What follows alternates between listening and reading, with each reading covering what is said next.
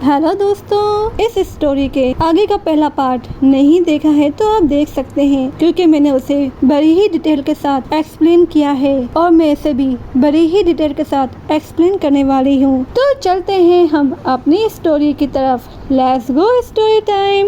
और फिर auction house को दिखाया जाता है, जहाँ पर बड़े से बड़े लोग आ रहे होते हैं। इस ऑक्शन हाउस में जो नीचे लोग होते हैं वो छोटी फैमिली से बिलोंग रखते हैं, लेकिन जो फर्स्ट फ्लोर पे होते हैं वो बहुत ही बड़ी फैमिली से ताल्लुक रखते हैं और बहुत ही अमीर होते हैं। सिर्फ वही लोग वहाँ बैठे हुए होते हैं। फैनलिंग भी आकर बैठता है और वहाँ पर जो लड़की ग्रीन कपड़ों में बैठी होती है वो कह रही होती है, पता नहीं था बच्चे भी ये ऑक्शन हाउस ज्वाइन कर सकते हैं। वो उसका मजाक बना रही होती है, पर फैनलिंग उसकी बातों पर कोई रिएक्ट नहीं करता।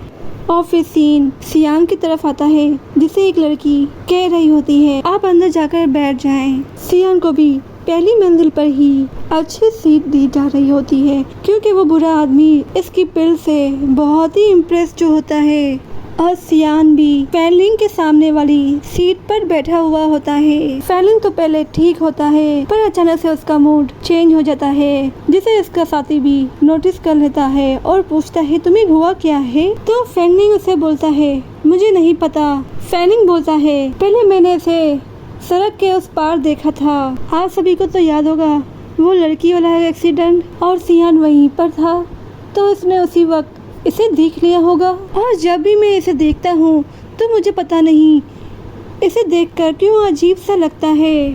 फैनलिंग को अजीब सा इसलिए लग रहा होता है कि सियान के अंदर जो फ्रेम है, क्योंकि वो फ्रेम इसकी वीकनेस है, इसी वजह से वो इसे देखता है तो अजीब फील करता है, पर ये बात इसे नहीं पता है। तो इसके साथी बोलता है, आपको वहम हुआ है, क्योंकि हमारे स्टेट के लोगों को बस कुछ फ्रेम से ही डर लगता है, और मुझे नहीं लगता कि इसके पास वो फ्रेम होगी। और जहाँ तक मुझे पता है ब्लैक होम के कुछ लोगों के पास ही फ्रेम है। तो फैनलिंग बोलता है, मुझे नहीं पता कि इस बात में कितनी सच्चाई है, पर इसमें कुछ तो है जो मुझे अलग लगता है। और फिर फैनलिंग अपना टॉपिक चेंज करके वो कहता है, और फादर ने जो कहा था उसी पे हमें ध्यान देना चाहिए। तो उसका साथी उसे बता रहा होता है, हमारे सभी साथी, हमारे सारे साथी आपके फादर के साथ ब्लैक सिटी से 10 मील दूर इस पूरी जगह को घेरे खड़े हुए हैं, और जो चीज हमें चाहिए या हम खुद ले लेंगे या हम खुद खरीद लेंगे, नहीं तो हम छीन लेंगे। और फिर नीलामी स्टार्ट होती है। एक आदमी को दिखाते हैं जो उछल कूद कर स्टेज पर आता है और वो सबका वेलकम करता है और साथ में अपने बारे में बताता है कि मैं यहाँ होस्ट हूँ। और पहली नीलामी के लिए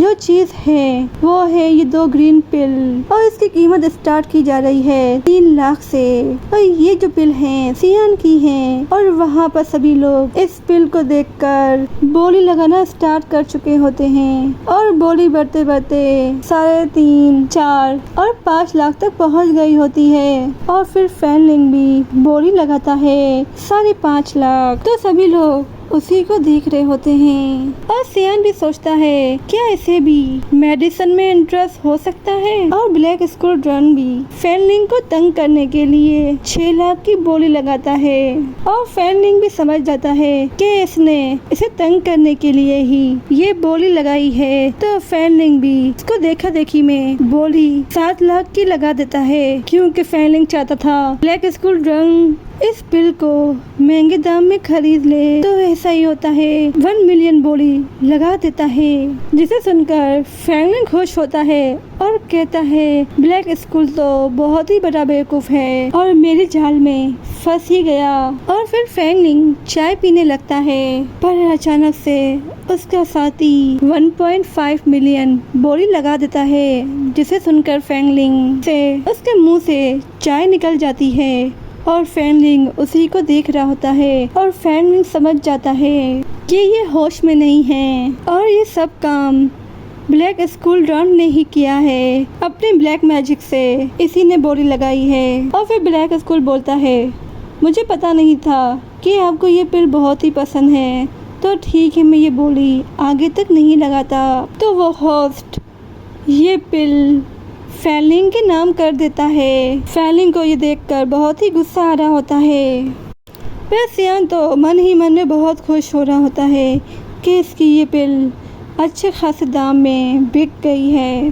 और फिर सेकंड ट्रेजर आता है और ये भी पिल सियान की होती है और ये पिल 3 लेवल किंग की होती है। तो फिर होस्ट बोलता है ये जो पिल है किंग लेवल 3 लेवल की किंग पिल है और आप लोग तो इसकी वैल्यू अच्छे से ही जानते होंगे। और फिर होस्ट सेकंड ट्रेजर पर 7 लाख की बोली लगाता है।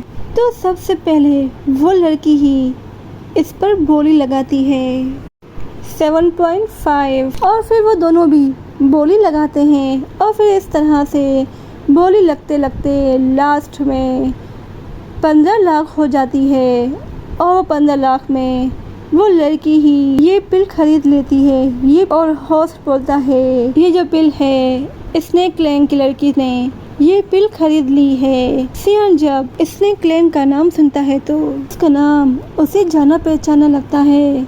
तो मास्टर उसे याद दिलाते हैं तुमने इससे फाइट की थी और जब भी तुम इससे मिले हो।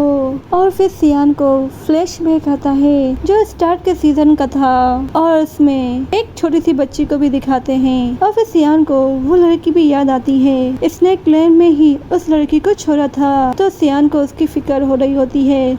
तो मास्टर उसे कहते हैं तुम्हें टेंशन लेने की जरूरत नहीं है, वो लड़की स्नेक क्लैन से ही थी तो वो लोग उस लड़की का अच्छे से ही ख्याल रखेंगे। तो सियान कहता है मुझे उम्मीद है मैं उस लड़की से फिर से मिल पाऊंगा। और फैनलिंग को तो गुस्सा आ रहा होता है क्योंकि उसे वो पिल चाहिए थी पर वो पिल स्नेक क्लैन की लड़की ने ले ली होती है। तो वो मन में सोच रहा होता है तुम्हें नहीं पता कि तुमने क्या गलती की है, मैं तुमसे वो पिल हर हाल में लेकर ही रहूँगा क्योंकि जो मुझे चाहिए वो मैं पाकर ही रहता हूँ। और यहीं पर सीन चेंज होता है और दिखाया जाता है ब्लड क्लैन को लोग चारों तरफ फैल गए हैं और साथ में उसके फादर को भी दिखाते हैं जो वहाँ पर आ गए होते हैं। और आगे चलकर हमें बहुत ही अच्छी फाइट दिखेगी और हमें पता लगेगा कि ब्लड क्लैन के पास क्या क्या पावर हैं। और फिर सीन ऑक्शन हाउस पर आता है और फिर होस्ट बोलता है अब नीलामी थोड़ी अजीब होने वाली है क्योंकि ये नक्शे का जो हिस्सा है हम सेल करने वाले हैं। और सियान जैसे ही वो नक्शे को देखता है तो वो उसे घूर कर ही देख रहा होता है पर वहाँ के किसी भी लोगों को इस नक्शे में कोई भी इंटरेस्ट नहीं होता।